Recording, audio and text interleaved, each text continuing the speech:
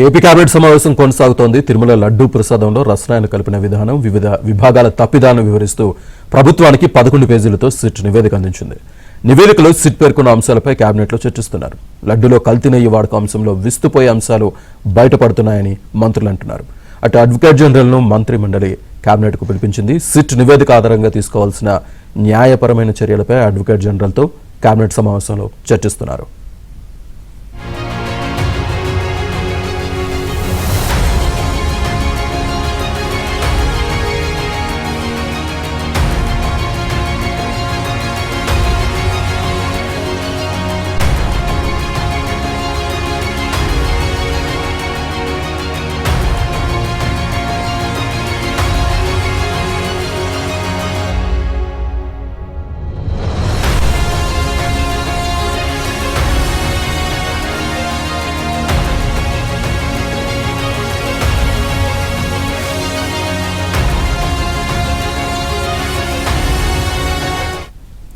AP cabinet సమావేశం కొనసాగుతోంది. తిరుమల లడ్డూ ప్రసాదంలో రసాయనాలు కలిపిన విధానం, వివిధ విభాగాల తప్పిదాలను వివరిస్తూ ప్రభుత్వానికి 11 పేజీలతో సిట్ నివేదిక అందించింది.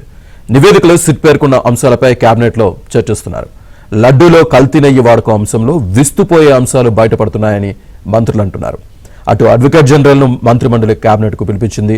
సిట్ నివేదిక ఆధారంగా తీసుకోవాల్సిన న్యాయపరమైన చర్యలపై అడ్వకేట్ జనరల్తో కేబినెట్ సమావేశంలో చర్చిస్తున్నారు. పూర్తి డీటెయిల్స్ మా కరెస్పాండెంట్ సత్య అందిస్తారు లైవ్లో. సత్య.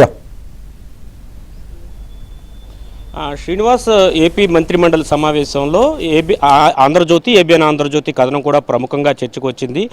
సంతకం సుబ్బారెడ్డిది ఈ శిక్ష సింగాల్కా అనే కథనం ఏదైతే వచ్చిందో దానిపైన కూడా చర్చ జరిగినట్టుగా తెలుస్తోంది.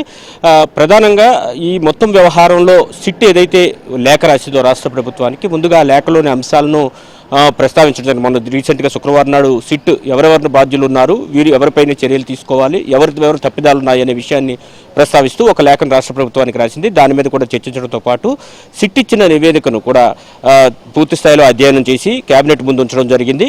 దీనిలో ప్రధానంగా తీసుకుంటే కనుక గతంలో ఎన్డీడీబీ ల్యాబ్ ఏదైతే యానిమల్ ఫ్యాట్ అవశేషాలు ఉన్నాయని రిపోర్ట్ ఇచ్చిందో దాన్ని ముందుకు తీసుకెళ్లాలని నిర్ణయించారు. అదే సమయంలో రీసెంట్గా వచ్చినటువంటి నివేదికలో ఎక్కడెక్కడ తప్పిదాలు జరిగాయి, వేటిని ప్రధానంగా దృష్టి సారించాలనే దాని మీద కూడా మంత్రిమండలిలో సుదీర్ఘంగా చర్చ జరిగినట్టుగా తెలుస్తోంది. దీనిలో ప్రధానంగా తీసుకుంటే కనుక సుదీర్ఘంగా ఈరోజు ఉన్నటువంటి అజెండా అంశాలు మొత్తం 6 అంశాలు ఉన్నప్పటికీ వాటన్నిటినీ కూడా పక్కన పెట్టి కేవలం తిరుమల తిరుపతి దేవస్థానం శ్రీ వెంకటేశ్వర స్వామి యొక్క లడ్డూ ప్రసాదంలో జరిగినటువంటి కల్తీకి సంబంధించిన విషయాన్నే ప్రధానంగా చర్చించారు. నెయ్యిలో రసాయనాల మిశ్రమంపైనే ప్రధానంగా కేబినెట్లో చర్చ జరిగింది. అసలు సూత్రధారులు బయటకు రావాలనే అంశంపై ప్రధానంగా కేబినెట్లో ఈరోజు చర్చ నడిచినట్టుగా తెలుస్తుంది. దీనికి సంబంధించి ఎలాంటి న్యాయపరమైన అంశాలపైన ఎలాంటి జాగ్రత్తలు తీసుకోవాలి, ఏ విధంగా న్యాయపరంగా ప్రభుత్వం ముందుకెళ్లాలి, అవసరమైతే ఈ కేసులో ప్రభుత్వం ఏ విధంగా ఇంప్లీడ్ అవ్వాలనే దాని మీద చర్చించేందుకు అడ్వకేట్ జనరల్ను కూడా ఈరోజు కేబినెట్కు పిలిపించారు. ఆయనతో కూడా కేబినెట్లోనే మాట్లాడడం జరిగింది. కోర్టు పరిధిలో ఉండడంతో ప్రభుత్వం ఏం చేయాలి, ఈ అంశం మొత్తం కూడా ప్రస్తుతం అయితే కోర్టు పరిధిలో ఉంది. అంశంలో ఏం చేయాలనే దాని మీద కూడా అడ్వకేట్ జనరల్ దమ్మాలపాటి శ్రీనివాస్ను కూడా పిలిపించి కేబినెట్లో ఆయన సూచనలు సలహాలు కూడా తీసుకున్నట్టుగా తెలుస్తోంది. అదేవిధంగా కేబినెట్కు డీజీపీని కూడా పిలిపించి కేసుకు సంబంధించినటువంటి పూర్వాపరాలు ఇతర అంశాలపైన కూడా చర్చించినట్టుగా తెలుస్తోంది. సిట్ రాసిన లేఖ కావచ్చు, ఛార్జ్ షీట్ పైన కూడా సుదీర్ఘంగా మంత్రిమండలిలో చర్చించారు. ముఖ్యంగా తిరుమల శ్రీవారి లడ్డూ కల్తీ వ్యవహారం పైన ఈరోజు కేబినెట్ మొత్తం చర్చించారు. కొద్ది క్షణాల ముందే 10 నిమిషాల ముందే కేబినెట్ పూర్తయింది. లడ్డూకి కల్తీ జరిగిన విధానం ఎలా జరిగింది, ఎవరెవరి బాధ్యులు, ఏ విభాగాలు తప్పిదాలు ఉన్నాయనేది మొత్తం 11 పేజీల నివేదిక రాష్ట్ర ప్రభుత్వానికి సిట్ ఇవ్వడం జరిగింది. ఆ నివేదిక పైన కూడా కేబినెట్లో చర్చించారు. ప్రభుత్వానికి సిట్ ఇచ్చిన నివేదిక ప్రకారం ప్రభుత్వం వద్ద ఉన్నటువంటి సమాచారం లోతుగా అధ్యయనం చేయాలని నిర్ణయించారు. లడ్డూలో కల్తీ వాడకం అంశం పైన కూడా చాలా విస్తుపోయే వాస్తవాలు త్వరలో బయటకు వస్తాయని కూడా మంత్రులు అదేవిధంగా కేబినెట్ కూడా అభిప్రాయపడినట్టుగా తెలుస్తుంది. కాబట్టి ఈ వ్యవహారం ఇంతటితో ముగిసిపోదు. దీనిలో ఇంకా చాలా ఇష్యూస్ ఉన్నాయనేది కూడా ప్రధానంగా ఈరోజు అర్థమవుతున్న పరిస్థితి. కేబినెట్ పూర్తయిన తర్వాత అదే అడ్వకేట్ జనరల్ను కూడా కేబినెట్కి పిలిపించి న్యాయపరంగా ఎటువంటి చర్యలు తీసుకోవాలి ప్రభుత్వం వైపు నుంచి, సిట్ ఇచ్చిన నివేదిక ఆధారంగా న్యాయపరంగా తీసుకోవాల్సిన చర్యలు ఏంటి, నివేదికలోని ప్రతి అంశాన్ని కూడా చాలా లోతుగా అధ్యయనం చేయాలని కూడా కేబినెట్లో నిర్ణయించారు. కాబట్టి మొత్తం కేబినెట్లో ఇదే ప్రధాన ఎజెండాగా అయితే జరిగింది.